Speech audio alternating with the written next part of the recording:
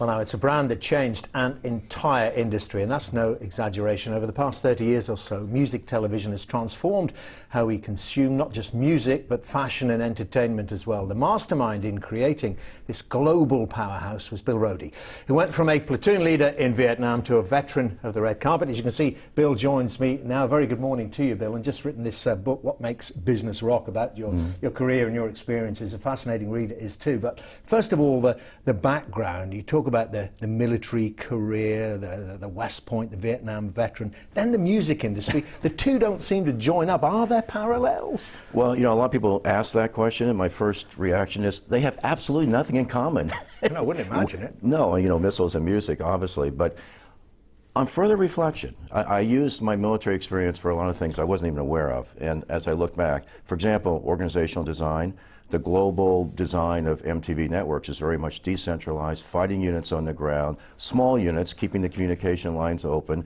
fighting the enemy, in this case the competition, knowing the local population very well. So organizational design played a large part, and then also I think leadership.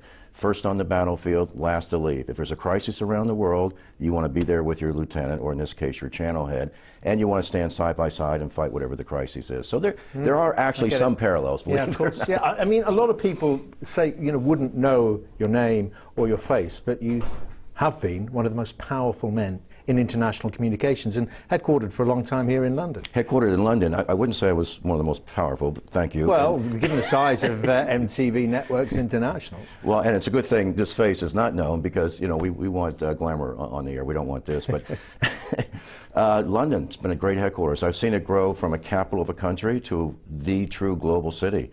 So we decided to locate here. It's easier to manage the Europe operation from London, and it's easier actually to manage Asia from London than it is from the U.S. So, no, we're very happy with being here. We bought the TVAM building ages ago. I was sitting in the CEO's office there on the canal, and no, it's been a great employees, over 1,000 employees here in London. I took on British citizenship in a momentary lapse of the Queen's judgment. Very proud of that. It wasn't your judgment, correct decision. I wanted to ask you though about, you know, looking back. I mean, you talk about 1989 in the book as a seminal year for MTV, and I'm thinking about the fall of the Berlin Wall and everything that went on, particularly in the Eastern Bloc as then was. And are there any parallels with now? There you had satellite television playing, you know, still an undefined role in political events that occurred there. Now we're talking about events in North Africa and the Middle East, about Twitter and Facebook and social media. Do you think they really do have an effect? I do. I actually do. And I think in many ways MTV was the Twitter and Facebook of 1989. And we did something in parallel with Sky News, actually. We went on the Astra satellite in January of '89 and made a very conscious decision to flick the switch and go in the clear. So people were buying dishes behind the Iron Curtain well before there was internet, well before there were, you know, cell phones, and even in some regards, television. So for the first time, whole peoples and whole countries were seeing, I don't know, programming, but I think even more importantly, commercials. And I think when you do have that exposure, yes, so technology does play a role. We didn't bring the Berlin Wall down.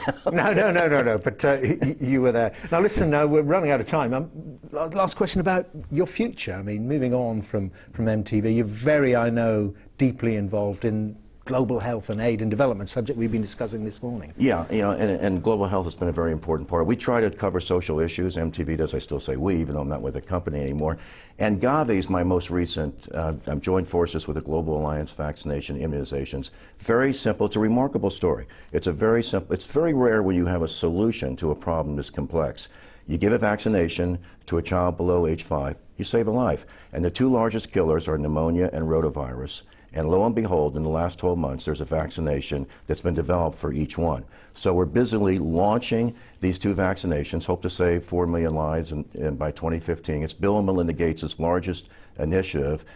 Gavi has saved 5 million lives in the last 10 years. Not many people know about it. No. And by the way, the UK government's been very, very supportive. Well, I hope they know about it now and continue to support you and all your work on that, and of course the other issues. Bill Roedy, thank you very much indeed. Good to be here. Thank you. Fascinating book there. And coming up next for you, it's all the latest weather.